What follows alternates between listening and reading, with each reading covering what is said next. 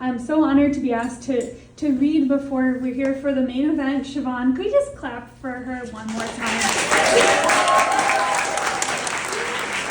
I'm so honored to be asked to read with A.E. Winter as well. So I'm going to start off with a poem that I wrote yesterday because we're modeling spontaneity. And so Siobhan and I both teach with the Minnesota Prison Writing Workshop, and I have been writing a poem right now that's inspired by a relationship I have with a student, as well as I'm a part of this Indigenous Nations Poets Fellowship, and we're working on incorporating our native languages. So this is kind of a mix of both of those things that I'm thinking about. It's untitled, but it begins, "There is a word for take in Ojibwe. Babamawij, take, carry, guide about. Names of Great Lakes hush in my clear tote bag, in the pressure cooker of master control. We are allowed only one notebook, paper banned from rumored fentanyl strips licked onto love letters. Gitchi Gibakwa o di Wigamig, a state or federal prison. When did we dream this word? He's always early, asking for more words on the back of a handout about meter. Wayna Buju as Charon, pulling across a barbed wire river Styx. Did you know that Lake Superior in the Atlantic Ocean share the same name? The prefix Gitchi crowning a body that dwarfs us in comparison." So the Gitchi is the prefix for big or very great in Ojibwe-Moan, and so the new word for state or federal prison has Gitchi in it, which is also Gitchigami is Lake Superior or also the Atlantic Ocean. So I'm finding these things are connected in different languages. I want to workshop that one with you, if you may. All right, and the next poem is from a trip I actually took with Siobhan to Chicago last year. We took a trip to Chicago and went to the Adler Planetarium. We both are very interested in space, and so I wanted to share with you one poem that came out of our trip. I don't know if I've shared it with you yet. So it's called Meteoroid Huzzle at the bottom of Lake Michigan. How did I not know of you my whole life? Poised shoulders cloyed in Chicago's finite night. Never plunged, never soaked in Michigan's voice. Mirages of Willis and Wrigley shimmer spoil at night. I like to think you're God's free-falling void, that you need us more than we, you, cast aside at night.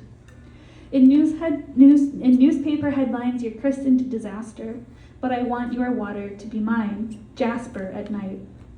I cruise Lakeshore Drive with my favorite boys. Submerged, they sleep like antique toys at night.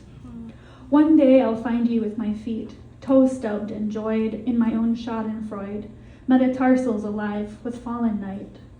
Space will be militarized, a wealth of minerals to exploit. We wait for the atmosphere's deployment at night. Cross be our soiled crowns of amino acids, iron and ice. Alloyed heresies we only dare wear at night. Scientific trawlers keloid with magnetized quagga mussels fed on iron lake beds. Answers avoid us, fevered at night. We're holy and then we're Mother Nature's bastards. Do asteroids call for fallen fragments at night? Sunk sky boils away to memory, but shards still dream, a crystalloid dance with Halley's Comet at night. So you should have seen us in the planetarium though on our notes app. Isn't that the joke with poets in their notes app? We were like, oh no, that's a note. So that's how that happened.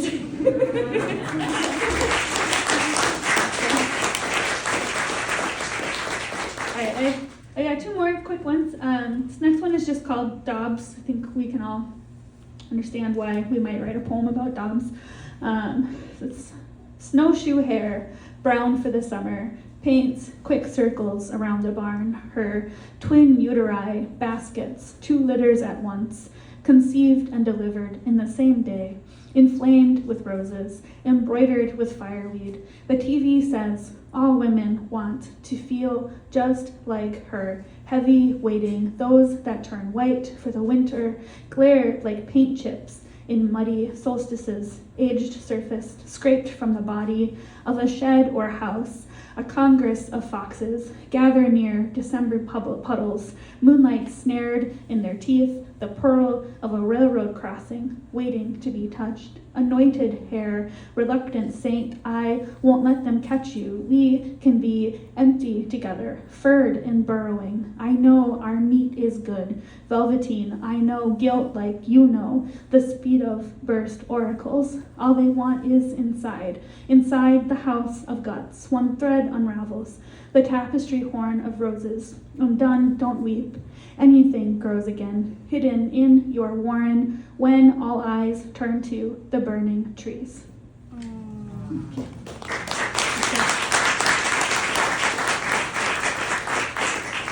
so I wanted to read that poem thinking about, I think you and I both think about trees a lot. So.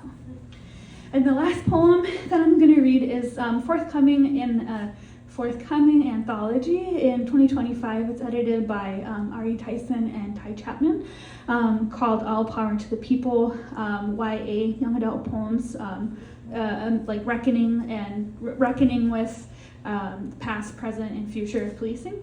And so I never wrote a poem for YA before, but I was like, okay, let's go for it. So it's called I'm Not Bear Clan, But. And something to know about Bear Clan is that it's the most populous Ojibwe clan. Like, I swear to God, everyone's Bear Clan, but I'm not.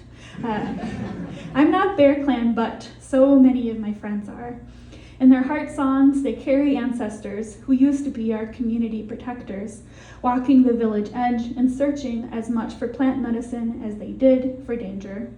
I thought of them the week George Floyd was murdered, the day I found the blackberry bush heavy with ripe and dripping fruit, the blackberry bush twisting through the diamond-shaped gaps in the flimsy fence separating us from the interstate, the brambles we could see the National Guard gathering through.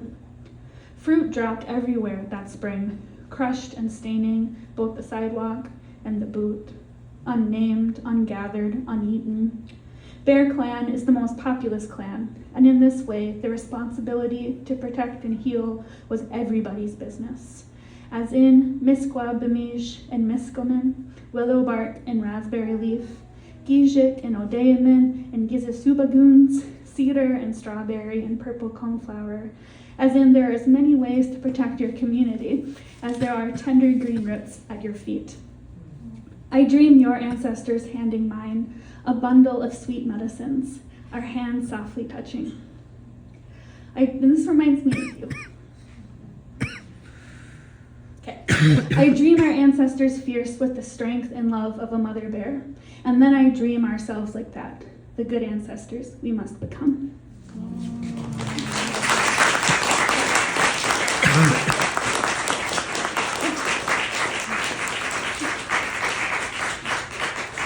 And now I'd love to introduce A.E. Winter. A.E. is a Black writer, editor, and curator from New York. She currently lives in St. Paul, Minnesota, where she has organized readings, writing workshops, multimedia art exhibits, and other community events. Winter has received multiple grants from the Minnesota State Arts Board and was a fiction fellow in the 2021-2022 Loft Mentor series, winner of the Florida Review 2024 Editors Award in Poetry and the 53rd New Millennium Award for Poetry. Her poems have also appeared or are forthcoming in Torch Literary Arts, West Trade Review, and Waterstone Review. Winter was a 2023 resident at the Carolyn Moore Writers Residency. Please give it up for A.E. Always thank you to Moon Palace Books for opening this space to the literary community. And a huge thank you to Siobhan for inviting me to share the stage on what is a very celebratory night for the book launch of your debut book, Still Life with Rope and River. Yes, clap it up.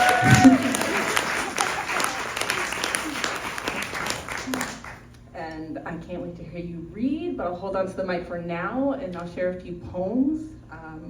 I've tried to find poems that felt in conversation with the book in some way, shape, or form. So I hope that comes through.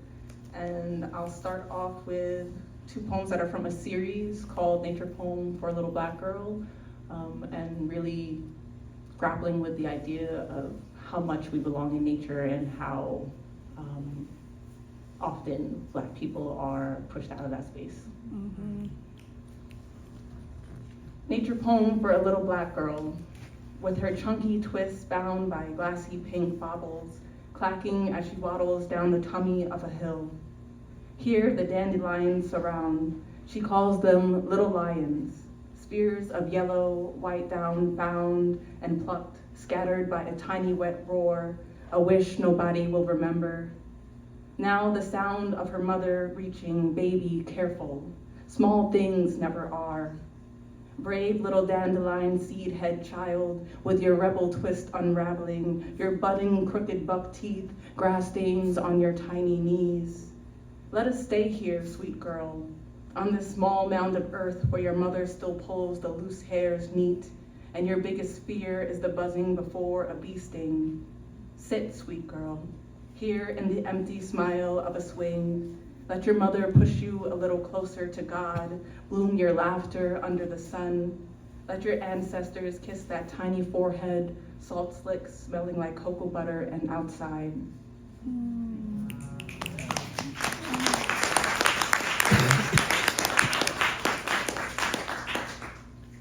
Nature poem for a little Black girl, wandering barefoot in garden city soil, how free your feet to earth, how free your feet to sky, the arc a body takes when hurled from the mouth of a swing.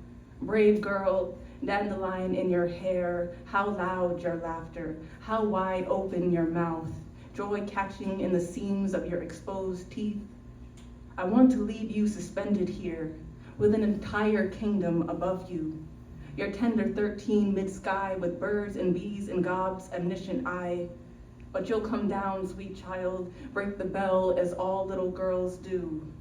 The poem will return you to gravity, to tree and grass and root. You will return to the playground, where the gates have slammed shut and the man shackling your wrist has a name, where the shrinking in your chest has a name, love. I know you can't read his uniform tag with all that noise. There's a buzzing in his radio, a buzzing in your head, a buzzing strained through his teeth. Each word arrives too quickly. Something about trespassing, something about an arrest, something about resisting, easily misheard as existing here in a body too young to map the meaning of town lines. How sharp, how sudden the bee stings, the venom it leaves. Childhood, I'll come back for you. I promise not to leave you here caressing the circle of your wrist, carrying around the stinger.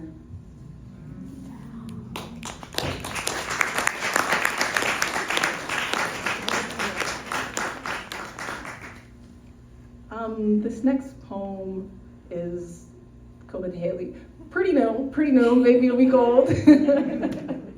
And it's from a journal I've been keeping called Little Hopes, which I feel like is the only way I'm going to survive what is our current state of the world. And strays immensely from my usual tone and style, but that feels right. And it's extremely sentimental, and I feel that's a counterweight to my endless worry at this moment. And it's for my sister and the baby she's carrying. I'm gonna be an auntie. Little Hope. 1. After Camille T. Dungy's Still in a State of Uncreation, which is a poem from Tropic Cascade. Small child, asleep in the loam, you're waiting to emerge from your mother's garden. Skin black like earth, haloed in winter light. You were and are and will be an infinity. Little possible, little universe, little cell collector, little mad scientist, little bundle of nerve, little ruckus, little hell and heaven, a future barreling forward. Little being born, little catalyst, little accelerant, little exponential or impossible math, little mystery, little bunny kicking on her tender side, little low-hanging belly, scar maker, heartbreaker, little heart to be birthed outside your mother's body, little heart on her sleeve, little fear, little burden, little gift, little world inside a womb, little delight, little seed, little flower under the cold glass blue, starshine, December bloom, little hope, love before a single breath, by a forest, which is another name for family, or a home with 1,000 roots.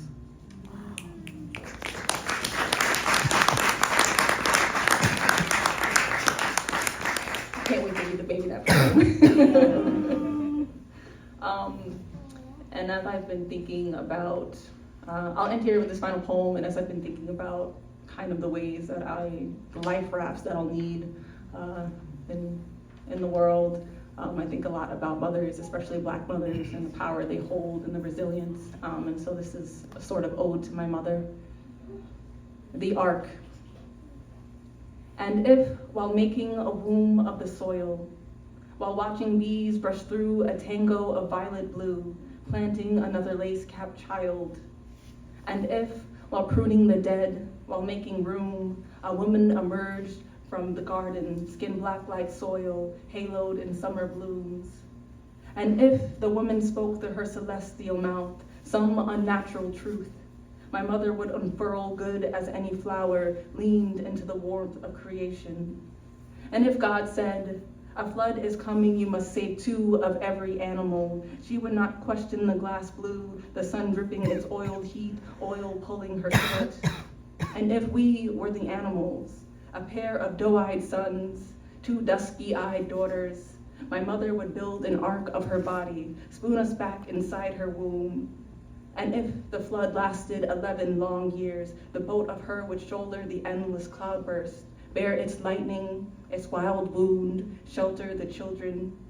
And if the flood was my father, then 4 soft-eared miracles reborn in my mother's refusal to drown. She was a 2022 McKnight Writing Fellow and was a first runner-up for the Los Angeles Review Flash Fiction Contest. She was also a Best of the Net Award finalist, a Pushcart Prize nominee, a winner of the Loft Literary Center's Mentor Series, a fellow with the Givens Foundation for African American Literature, and an instructor for the Minnesota Prison Writing Workshop. A Breadloaf, Tin House, Vona, and Hurston Wright Workshop alum, her writing has appeared in Diode, Anomaly, Agni, and others. Still Life with Rope and River is her debut book. Certainly just the first of many to come. So please welcome Siobhan.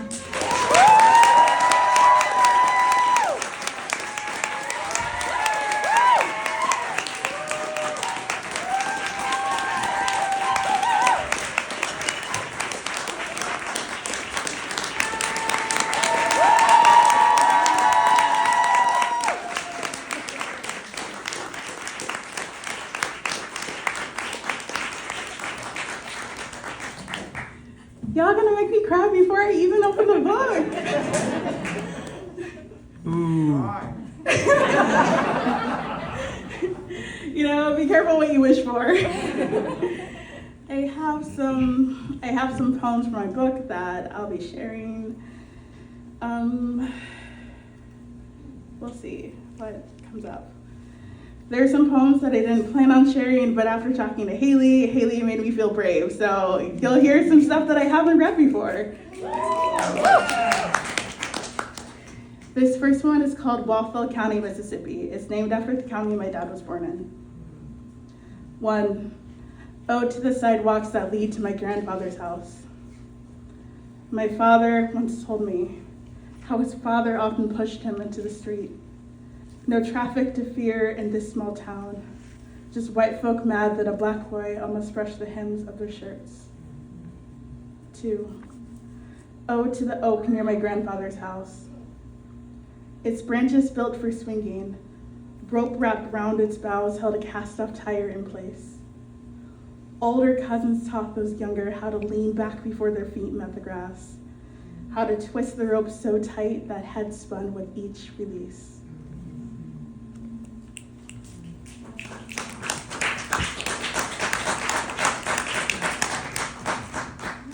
So the poems in this book are a group of persona poems, a lot of persona poems about people and objects involved with Emmett Till's death, Emmett Till's murder. So I'll be reading a poem from the point of view of the person who found his body.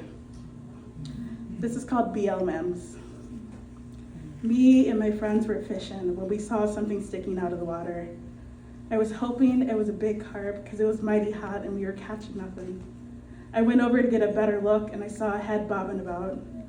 I remember thinking it might be a colored boy because I've seen with my own eyes what could happen if one of them said the wrong thing to some white folk who was already vexed. It was covered in so much mud, I couldn't see it right. The body was so smashed up, I could hardly imagine it alive in the first place.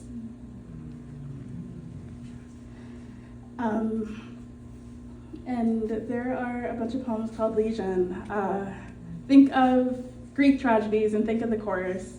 That's how the Legion poems function. They are from the point of view of Black people who have died at the hands of extrajudicial violence. Legion. They named us Legion for we are many.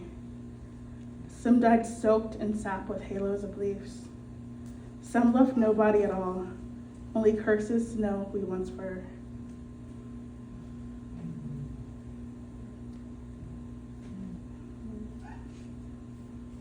I'm hearing Yuna and I'm just really happy. I'm really happy in general, but Yuna makes me extra happy. The baby. Oh, to my uncapped sobriety. Oh, final drops, earn my grave-scented mouth. Garnished with glass, cure my blood of this hunger. Smooth gold swirled in flutes make music of these wounds. Oh, empty bottle, lick my casket clean. Compose a litany of clinking flask. Divorce dirt from clenched fist, build mountains on my stomach. Keep me company, smell the earth on my breath.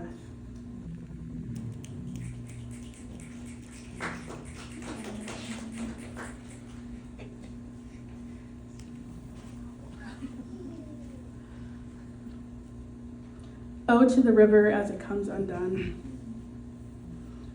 How many bodies have I learned? Whether they wash themselves in my depths, or scream not it near my shores, or choke until their lungs are full of me, I know them all. Water cannot forget.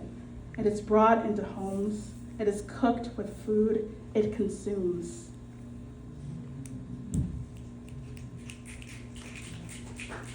These are really short poems, so you don't have to snap after every poem because you'll be doing it like throughout the night. This one is called The Slave's Descendant Addresses King Cotton.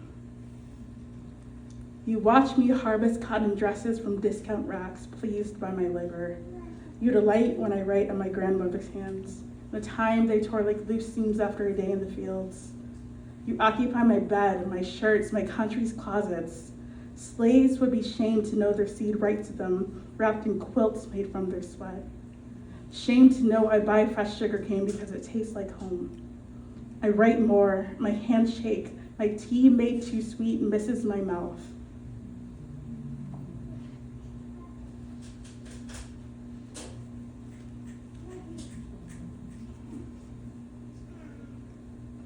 Legion.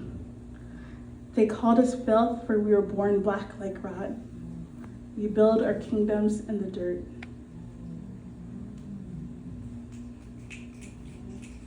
The noose undone. Twine tongue your last embrace. Wrapped around boughs, I reek of pale magnolias. Knotted knuckles adore me. My body taunts those below. Trade my body for your dignity.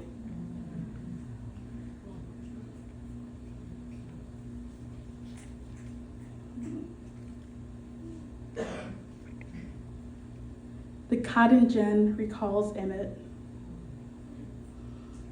I was born to discard unwanted parts. With lament, I weighed down his bullet hole body. The silver ring was all that was left to tell the world he was with me.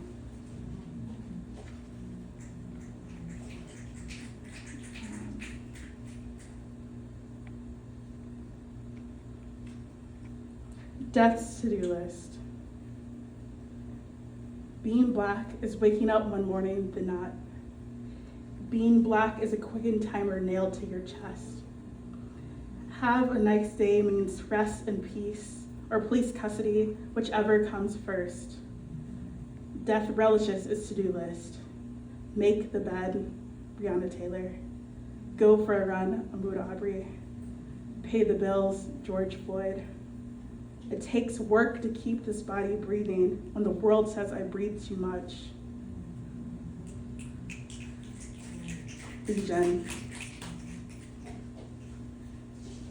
They call us Legion, for our own mouths unmuddled. We do not know which one of us screamed or who severed our tongues. We cannot speak of all we have lost.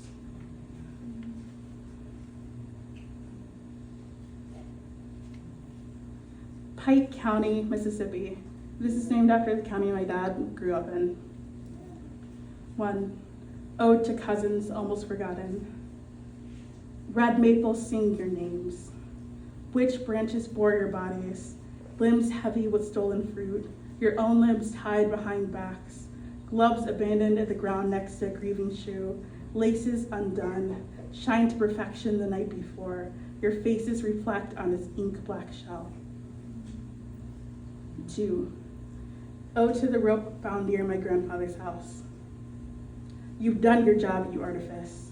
You, butcher's friend. You bring ruin. You, last embrace. 3. Ode to flowers. Divided from dirt, stems are placed into folded hands. Mouths arranged to hide bloated tongues, perfumed to disguise decay. Weakened petals fall loose to prove that life is a fugitive.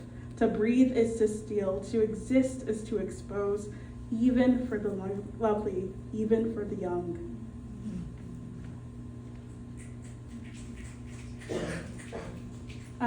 This next poem is an erasure of a journal article that was from Time magazine in 1955. It was from a journalist who was at the trial. So it's called The Law, Trial by Jury, from Time magazine, 1955. Sumner, Mississippi, a snake-infested swamp of Anglo-American traditions. The system worse than slavery. Hot and hideous, the white community the face of blind hatred. Bryant and Millam claimed to be humble, insisted the whole thing rigged. Mississippi cannot justify, cannot jury not guilty.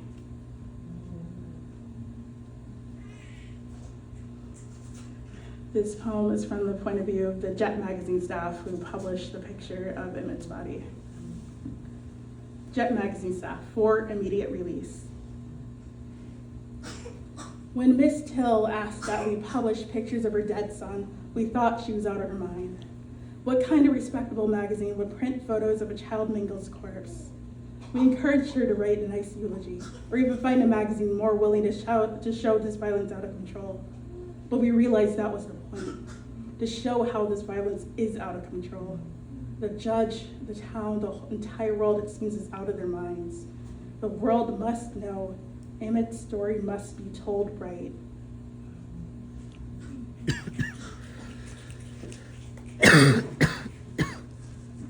Trees, noun. A plant native to the Americas. Trees are like graves, except trees grow by themselves. Used in a sentence. Magnolia trees are a pastoral scene of the gallant South.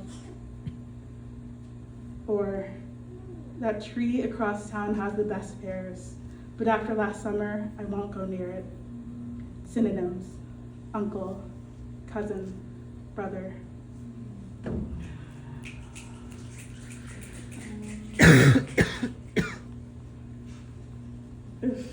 These poems are making me nervous. Thank you. This one's called coon hunting. Coons tend to stick together, but all you need is some bait.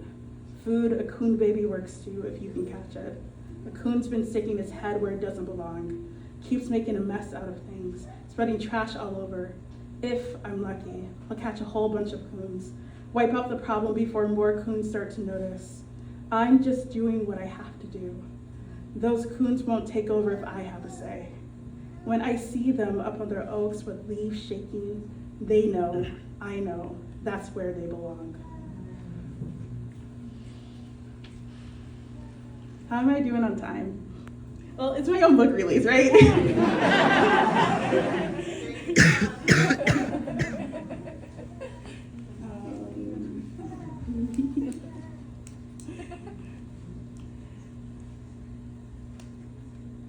Moses Wright. This was Emmett Till's great uncle whose house he was kidnapped from. I've stopped asking why. All it takes is asking the wrong person. I tried telling them that they can shame you, beat you within an inch of your life, but you don't ever ask why. I told him to apologize faster than he can breathe. Maybe he did and they just felt like killing. Maybe it never occurred to them to ask why they'd want to. I'll never get the answers I need, even if I didn't know why.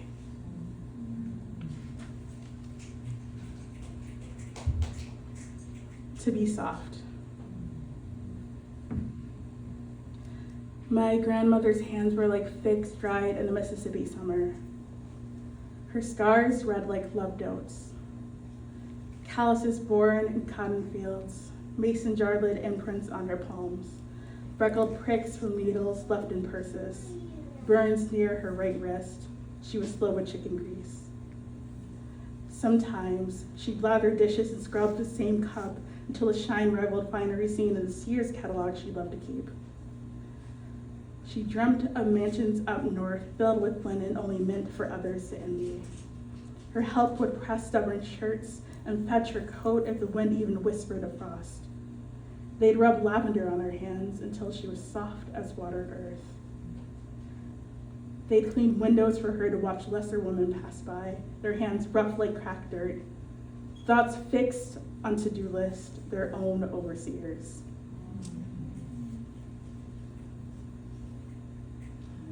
So I do erasures of a couple of articles, and this one is from CBS News. So Carolyn Bryant was the woman who accused Emmett Till of whistling at her, and then 60, 70 years later, she told the world that she lied. So historian recalls moment Emmett accusers admitted that she lied, CBS News 2017, and it's an erasure, yeah. White woman's silence is a burden to witness.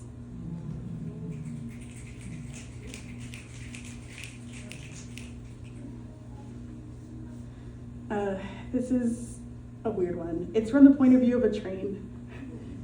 It's called The Train Gives Birth. From the 63rd Street station in Chicago, Illinois to Money, Mississippi. Belly pregnant with cargo, limbs drag across wooden planks. Diesel poured into my mouth thick and sticky. Smoke catches in my throat. Across wooden planks, diesel is poured on unexpecting hands. My lifeblood. Throats catch smoke. Each cough a movement forward. Expecting hands bubble my lifeblood. I take what's mine. Each cough of movement forward, bodies birth a new existence. I take what's mine. I mothered many through this passage. Bodies birth a new existence, no way to keep them safe. I mothered many through this passage. They exit the wombs at their station. No safety to keep. Seats no longer reserved. They exit the wound at their stations. What becomes of my sucklings? Seats no longer reserved. Pregnant belly drags cargo.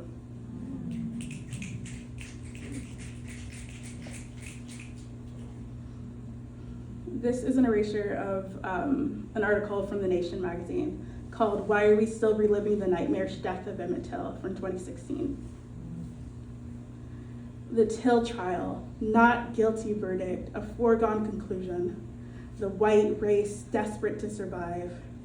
Black Lives Matter controversial. White nationalists nourish the illusion of European innocence. A state applicable to the Trumpian world of today. A national nightmare unable to wake.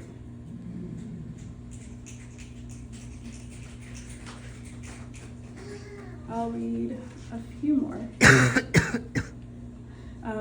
This next one is called The Only Black Kid at the Punk Show. Some of you have heard this story, but I was at this Thrice show. Do you guys know Thrice? No, it's a metal band.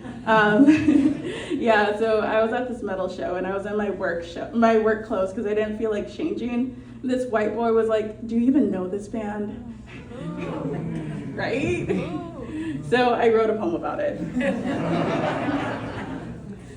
It's after Kevin Young's poem on being the only black person at the Johnny Paycheck concert.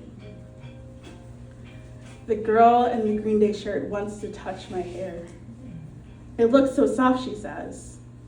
I inch towards a pack of boys with multicolored mohawks like mixed drinks they're too young to have. A boy briefly looks at me before returning to his conversation on how Courtney killed Kurt Cobain. She's head of the Illuminati, he says with conviction. Conspiracy theories laid out like a buffet for his friends to consume. The merch booth behind me sells band shirts that are almost antique. Suburban kids pass gossip around like flavored vape pens and block the way to the bathroom. The band enters the stage. The crowd sways, an ocean of salty skin under a shelter of speakers. I stand in the back, an outcast. Not old enough to reminisce when black rock stars were as common as record players. When rock and roll just meant the blues. When blues just meant wicked songs dipped in gospel. When black was just the rule to be in rock. I'm just a kid born too black to rebel with rap bleeding from headphones. Too black to know never mind by heart. My heart, black and bleeding, ripped from my body and thrown on stage. The band throws it to the crowd saying, "I love you all, you're too kind."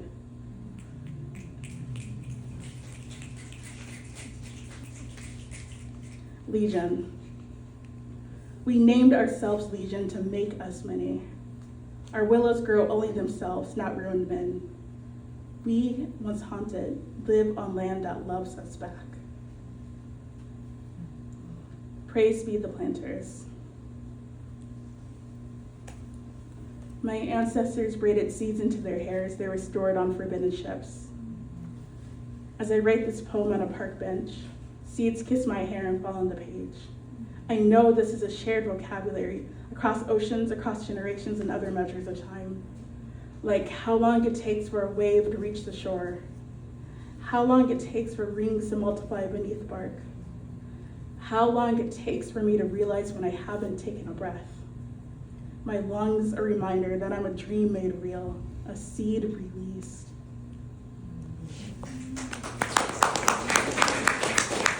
There's one more.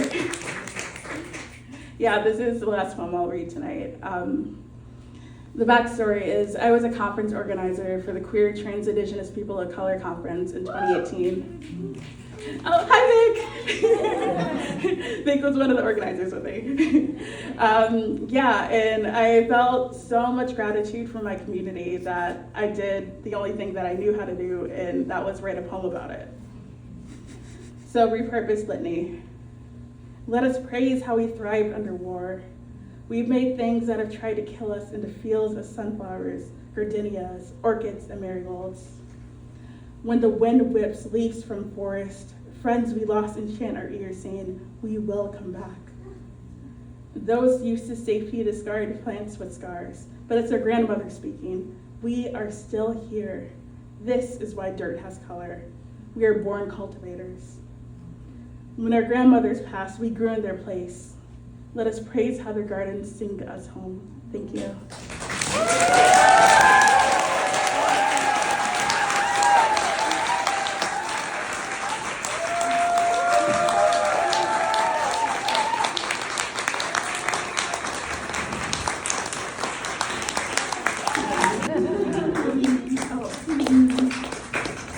Thank you. So yeah, I imagine the feeling more than the place itself, and the feeling of gratitude and so much love, those are so real. Mm-hmm. So much love in this room right now.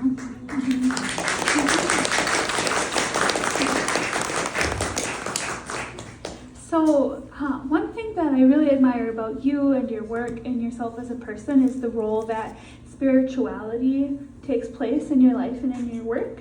And I was really interested in the reoccurring use of the Legion Bible verse throughout the poem. I was also thinking about, when you have quotes from witnesses, the spiritual aspect of witness testimony as testifying. I see a lot of that in your book, so I was hoping you could talk about the role of spirituality in your creative practice, and also in terms of how you constructed this book and how it takes a place. Well, I can talk about the last poem, Repurpose Litany, going back to that being a poem that I wrote after the conference. And that poem felt like it was truly a poem that was written through me rather than written by me. I felt like I could feel my ancestors no, move that line there, no, move that line there. And it felt like a very, not cerebral, a very surreal experience to have that.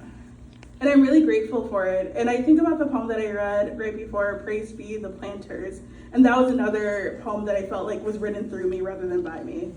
I was in a park and seeds kept get tangled in my hair. And I was so annoyed. But then I thought, maybe this is a shared vocabulary. And that's how that poem came to be. I feel like when it comes to my spirituality and my poetry, they're so intertwined, as I see spirituality as a form of poetry. And it's just a further extension of my art rather than seeing them as separate. This book was heavily influenced by my spirituality. I think about the Legion poems, how they're loosely based on the scripture. My pastor's here, you can correct me if I'm wrong. Where there was a person with demons, and Jesus was about to cast out the demons, and then the demons are like, no, cast us into these pigs. And then the pigs were filled with the demons, and they ran off a cliff. And I just thought about Legion and the Roman army, how they say that story is like analogy, a metaphor for the Roman army, and how military might only last for so long when justice will prevail. And I thought how that ties into my poems, how my spirituality is an extension of my search and quench for justice, which is an extension of my art. Very inspiring.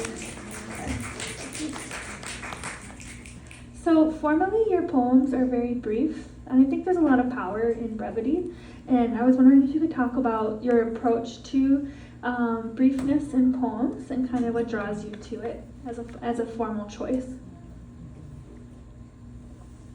That's a really good question. I had been asked this question at another time at some other place in another form, whatever. But I think of that Stephen King quote when somebody asks him, why do you write horror? And he's like, why do you assume I can write anything else? So I think about short poems. People ask me why I write short poems. They're like, why do you assume I can write something else? The longest poem in there takes up a page maybe. My acknowledgement section is longer than my poems. I just when I write something, it's like, okay, this is the furthest I can go, and then I'm done. It just feels like doneness. I got the thought out, and I can tailor it to fit. I can tailor the words and make them as specific as possible and make that feeling as specific as possible. But once I get the specificity, the length doesn't matter. I love that. You said what you have wanted to say. Awesome. So I also think that your titles can be read as poems in and of themselves. I kind of think you're a queen of titles. So some, I'll just read off some. I feel like you could read the table of contents and you're like, that's a poem. That's one poem. For example, some of my favorite were, let's see, a lot of them are my favorite. Okay, now I'm I can't read anymore. Repurpose Litany, Riddles in the Dark, Death's To-Do List, the Legion poems, Inventory of a Black Girl. So I wondered if you could talk about how you write your titles and kind of like what do you think makes a good title? And for writers in the audience, like do you have any exercises for them for creating titles? That is such a good question. I think of when it comes to line breaks and jamming in the poem, and a professor told me that every line should end on a surprise. And I think about that within a title. Every title should be a surprise. How it's like, the way that I describe writing titles to my students is if the poem is a house, then the title is the door. And you can make the door look however way you want it, whether it's gonna be like this super elaborate door or like this very plain wooden door, but whatever it is, the door is the entryway to the house and the title is the entryway to the poem. So that's how I think of my titles. How do I want people to enter my poem before they enter the poem? Oh, I love that. Did I answer the question? Yeah, I think so. Do you have like a specific like here's an exercise for people? An exercise. Well, this is just a game that I play with myself. When I'm bored, I'm like in a waiting room or something, I try to find colors and make them as specific as possible. Yeah. Oh, my friend Hillary's there. I remember I told her once that her eyes are the color of rocks at the bottom of a river. And then I had a friend who dyed her hair and I'm like, oh, your hair is the color of cinnamon applesauce. And yeah, just trying to be like specific rather than saying blonde or blue. It's like rocks at the bottom of a river. Like, it's just so fun to try to be as specific. And that could be a title in itself, rocks at the bottom of a river colored blue. Cinnamon applesauce. I love this, and I feel like that's a good way to keep me occupied if I'm waiting for something to be big. Okay, how many colors can I name? Thank you for that gift. Okay, so moving on, in your poems, Still Life, it made me think a lot about the role of media in terms of how narratives about injustice, violence, and uprising are constructed. I know you did a lot of work thinking about how the narrative of Emmett Till was manipulated and constructed by the media. And I think that's very relevant to today, the way that things are constructed in like our public communications. In particular, there's locally here, I've been really upset by a comment from the Star Tribune CEO, Steve Grove, who said that he can understand people's frustration about the media after responding to Trump's comments that he thinks reporters, he wouldn't mind if they got shot. It was like a direct quote, which made me really mad thinking of, just in general, but particularly here in Minneapolis, we have the reporter Linda Tirado, who will likely pass away from injuries she got during the uprising after George Floyd's murder. So I think that these are histories that are very much alive in your book, in the Emmett Till time and now, and is there even a difference between these times? But all that being said, what do you think the role of media is during moments of social reckoning? And then what did you learn from your research about these media narratives that you think can be applied to rhetoric today? Well, if I think about the role of the media is to watch, and I think about my poems, like what you were saying, as bearing witness, and I see the media as a way of bearing witness, and yeah, my poems as an extension of bearing witness, my poems as a way to bear witness. So I kind of see my poems as, or poets in general, as like journalists. Yeah. Poets are definitely journalists. As they're capturing a moment and finding ways to bear witness to it. And what was the second part of the question? What did you learn about the research you did for like you went into Jet magazine archives, like letters to the editor. So like while you were, maybe even just like describe what that research process was like for you, and sort of like what did you learn from it that you see like that could be applied to our time today? That's a really deep question. Something that I think could be applied is people constantly searching for the truth has been a concept that humans have had since humans have existed. Yeah, so even in the Immatil times, people are like, what is the truth? Is there a truth? Emotional truth versus factual truth. And I think those are major things in my book, just what counts as true, and true according to who. And I think that's something that I definitely carry on, just how people manipulate the truth in order to make their own truth known, how that can be a form of truth, whether you think it's like the true truth is up to you. Just how do I tell what's true in my poems? How do I make them true? And am I manipulating the truth in order to get my own narratives out there? So yeah, the media as a manipulator of truth and a teller of truth, but in ways that advance their own narrative, and trying to think about that in my work.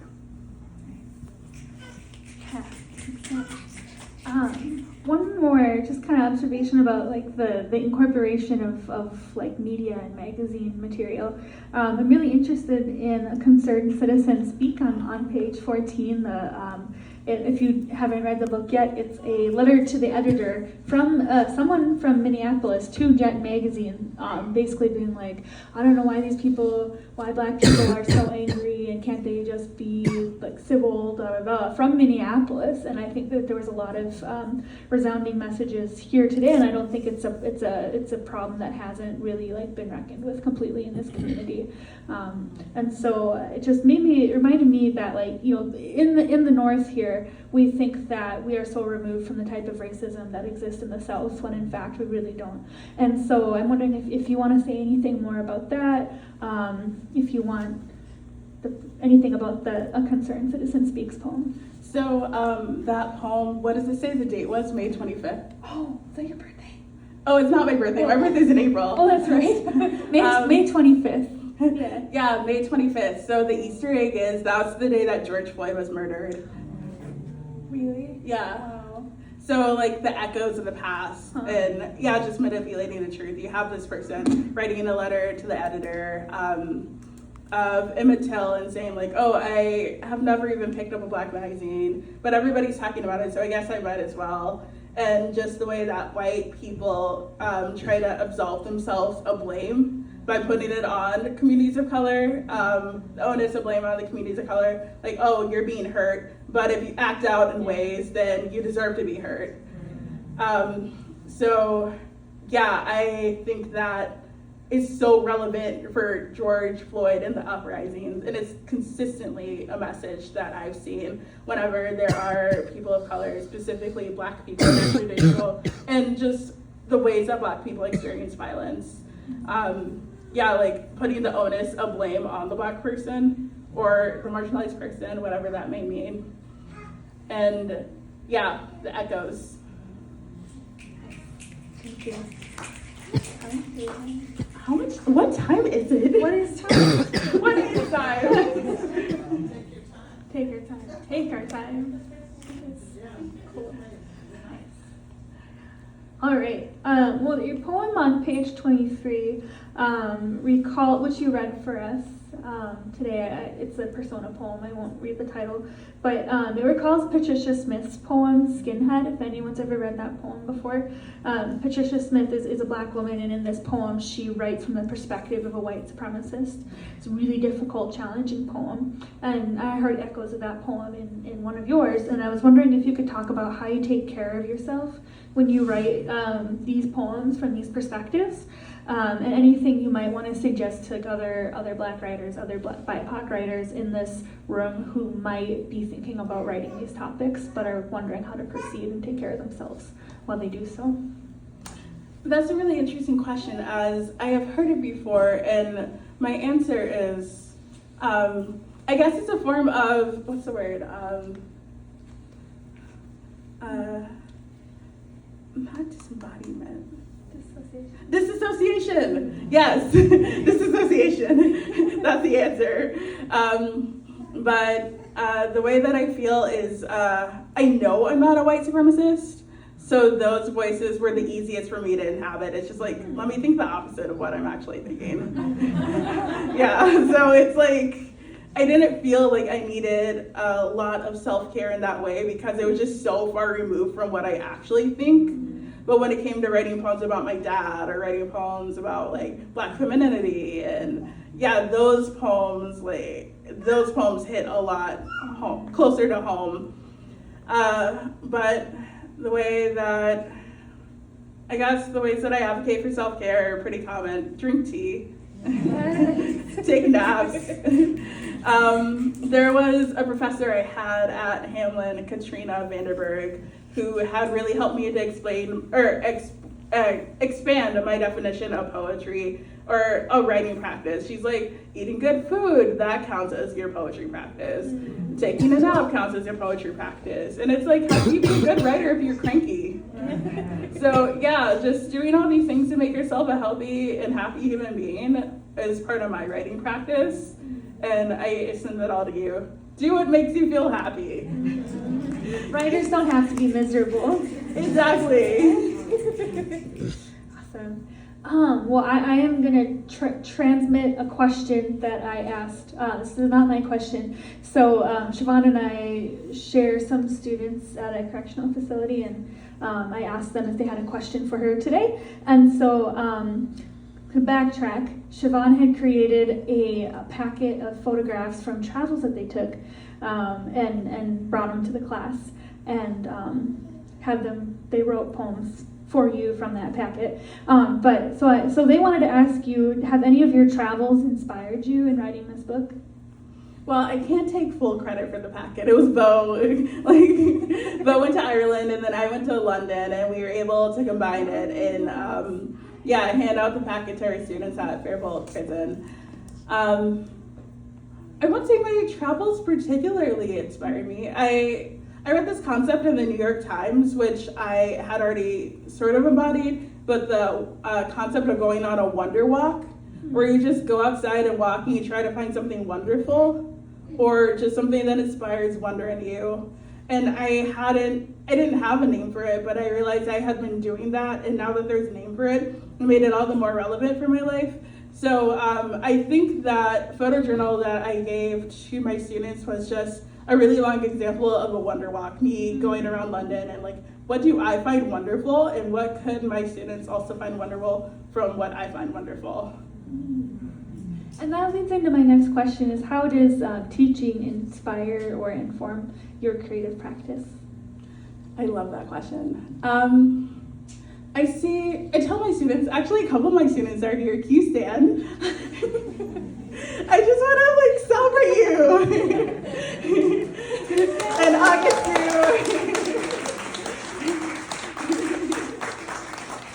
You don't have to. But yeah, I just think it's a really cool relationship that I can have with my students. And I tell my students that I am not the ultimate source of knowledge. I consider myself a conduit, rather a connector of knowledge. And I think that informs the way that I live my life, rather than seeing people around me and people that I look up to as the ultimate form of knowledge, seeing them more as connectors of knowledge, and just seeing that there are other pathways to what I may have been told that this is the source. I love that, thank you. Okay, so in the back of your poem, there's a beautiful acknowledgements page that is, I think we were talking earlier that it was almost like a poem that you wrote. And so I want to give you space if you'd like to read that acknowledgements page as a poem if you want. And then the question attached to that is, again, how is gratitude informing your creative practice? And that'll be my last question before we have audience Q&A. It's really long. I will let it be my secret gift for people to read it to themselves. I was talking to Haley about how before this book had fully come into existence, I was writing the acknowledgements page. And there are times where I couldn't go to sleep, and then like the acknowledgements page was what played in my head. And yeah, I just see gratitude as so essential to living that me writing these poems felt like, how can I not be grateful for the community around me? Yeah, I'm so grateful for my community and the people who showed up today and the people who weren't able to. And yeah, I just feel so loved and blessed. I said this at the beginning, and I can't help but to reemphasize that. And the acknowledgements page is just me paying back even a quarter of what I've been given. So many people in this room are in the acknowledgements page. And yeah, I'm just so lucky to have you guys as my friends.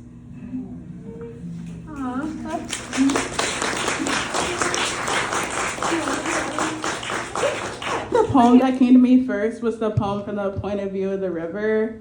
Where is it? It's in here somewhere.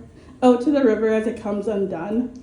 And yeah, I just thought about the role that water plays in living. How, yeah, like water cannot forget. It's brought into homes, it's cooked with food, it consumes.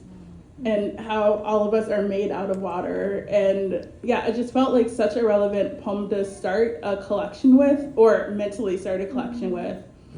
Just the role of water and how important it is, and then realizing that people have died in water, and just going, as I started digging more into the concept of Emmett and how his body was found in a river, it just felt like a connecting point.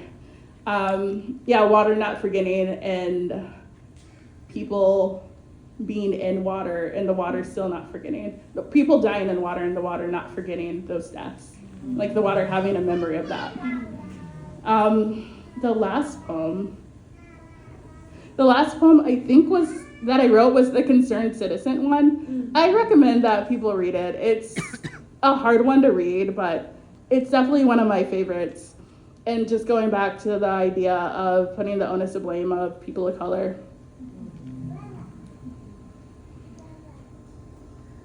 Yeah, so one of the poems you read, Death's To-Do List, it ends with, it takes work to keep this body breathing when the world says I breathe too much. And I was wondering if you could talk about your relationship to your own breath. I love that. There are a lot of shows that I do where I open up with like some breath work, like, where I ask people to put their feet on the ground to get grounded and just do some deep breaths with me as a way for me to stay grounded and a way to have the audience feel grounded. And a lot of the poems that I'm reading, even especially the more difficult ones, I think just breath as a connector to being grounded. How when I feel anxious, I take deep breaths and I realize like I feel anxious because I literally can't breathe. And like I feel like oxygen isn't getting to my brain. So like when I breathe deeper, it's like my brain can kind of reset.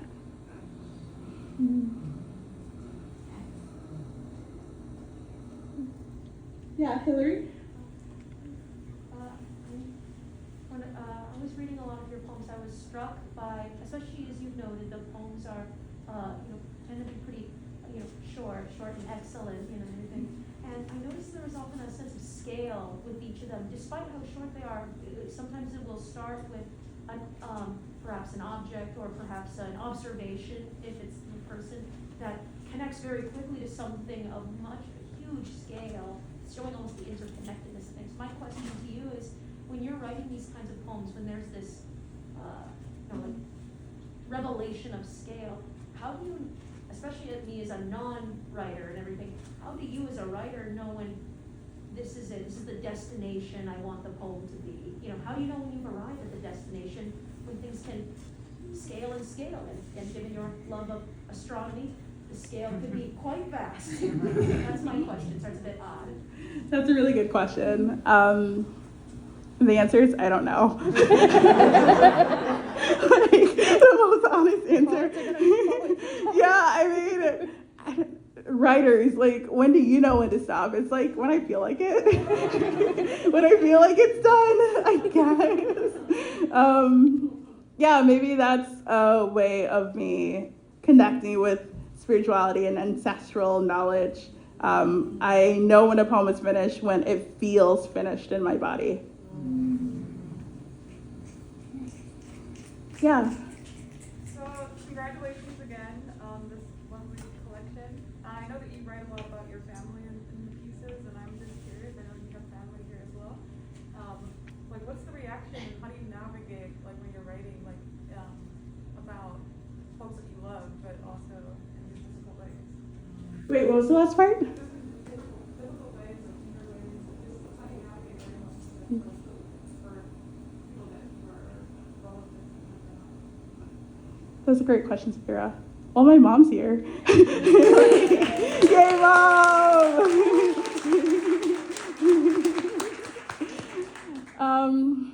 Yeah, I think about that quote. I can't remember who said it, but if you wanted me to not write about you, then you should have been nicer. And I try to write about my family in really loving ways. But I think that's where the concept of truth comes in. And I was teaching a workshop this past week on research, and then I thought of that Lucille Clifton poem, Why People Be Mad at Me Sometimes. Mm-hmm. Yeah, they want me to remember my memories, or they want me to remember their memories, and I keep on remembering mine. Yeah, and I think when it comes to writing of my family lovingly, I try to do it in the best way I can, but even then they may be like, it didn't happen that way. And that's just something that they're gonna have to sit with. Yeah, it's just a tension that we both have to inhabit. I'll do the poeming and they'll do the tisk-tisking. Yeah. How do you know when you choose a poem or the poem chooses you? Ooh. How do I know when I choose a poem or the poem chooses me? I feel like I'd like to think that it's a reciprocal relationship, me and my writing, how it's a back and forth process of me choosing the poem and the poem choosing me. I think that goes back to ancestral knowledge of knowing what lines to add and where to add them. And yeah, I'm gonna think about that. I don't know if I completely have an answer for that. Is your dad from the same town or to a surrounding town or Emmett town? And did you ever go visit the river? Wait, is that Jada? Yeah. Oh, hi, Jada. Jada's also a conference organizer with me and Mick.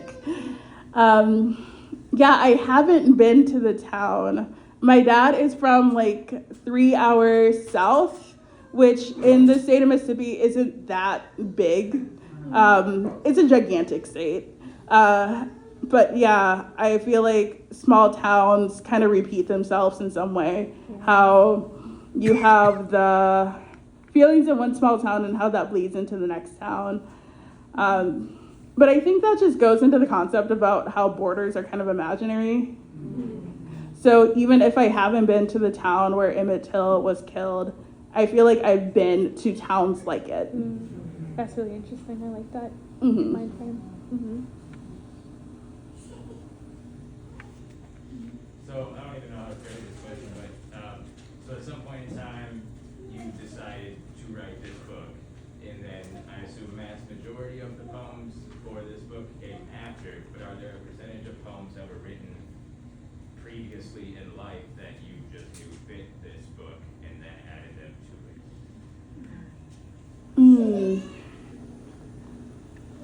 Yeah, I think that goes to the idea that, well, books are kind of like babies. You never know what you're gonna get. like you never know how they're gonna grow up. And like I started with this idea and then it morphed into this other idea, how I started talking about only Emmett Till, and then like suddenly my family stuff got weaved in, and then suddenly like stuff about me got weaved in. So a lot of the poems about my family and the poems about myself, I didn't intentionally write for the book, but once the book was coming together, I'm like, oh, well, these would fit in. I started braiding them together. Any other questions? Is there ever? Oh, I'm sorry, Jada. You go. I have a second. Are you in the makings of writing new poetry or a new poetry book, and just like the process of continuously like storytelling and expressing? Yeah, so I'm actually writing a book of love poems. But they're not like love poems that you think of. Yeah, like a lot of well, just exploring different concept of love for cities, love for, concepts, falling out of love, a lot of falling out of love poems and a lot of breakup poems. I feel like that's just where my head's been at, just exploring what does love mean to me. And maybe in next week the book will have changed into something completely different. But that's currently the concept of the book, like loosely centered around love poems. Yeah, Bo. I know that this book has been a labor of love of a number of years. What would be your advice for people for like when they are either started or if they're getting stuck? Like what sustains you? Actually, going to readings like this sustained me. I feel like I get so much inspiration from the people that I'm around. And what's the phrase? Bad company corrupts good people. But it's like good company like just makes everybody better. It's like if I'm with good people, then I just feel like my work will be better. And just going to readings, going to different arts events, different mediums, I feel like are constantly influencing the way that I see my poetry and do work. So when I do get stuck, then I look to somebody else's art. Is there ever a question that you wish someone would ask you about your writing that is never asked that you would like to answer? I don't know if I ever thought of one. What's my favorite band? No. What's a song I wish I could have written? Oh, what's a song you wish you could have written? I actually asked this to one of my classes. I think it's First Day of My Life by Bright Eyes. Listen to it. It is an absolutely beautiful song. I first heard the song when I was 15, and I knew the first time I listened to it, I'm like, this will play at my wedding. And it did. That's my spouse. I had to fight for it, but it did. And I think that just goes to the concept of love songs, and I feel like it's a really, really beautiful song, and I wish that I would have came up with the concept first. I'm kind of mad at Connor Oberst for writing it before I did. Oh, yeah, Mom. Who are some of your inspirational authors or poets? My inspirations. Lucille Clifton is the biggest inspiration, very, very much so. Gwendolyn Brooks. I actually, in the back of the book, I made a list of different writers. Where is it? To the writers who raised me. Lucille Clifton, Tahimba Jess, Kevin Young, Owen Coffer, the Artemis Fowl series. David Levithan, who wrote Nick and Nora's Infinite Playlist. Cornelia Seedy, Gwendolyn Brooks, Alice Walker, Toni Morrison, W.E.B. Du Bois.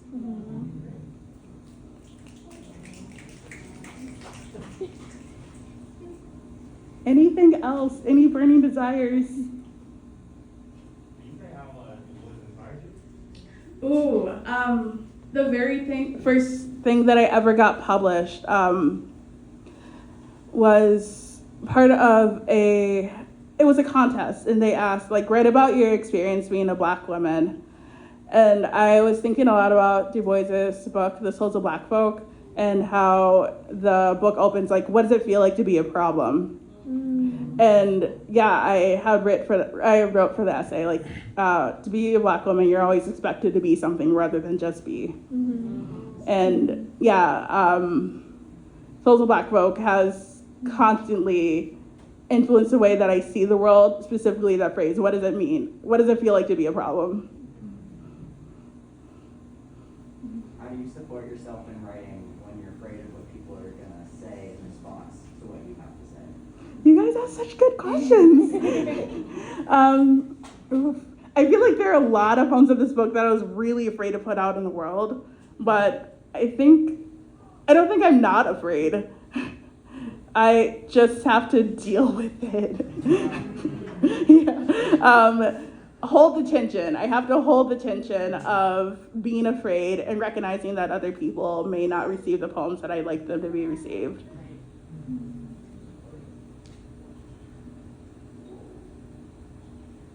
Anything else? Okay, well, I'm gonna go get pizza at Pizza Luce if people want to join me. The one on Franklin. Yeah, come or don't come. Yeah, I'll be eating pizza. I'm pretty hungry. Yay.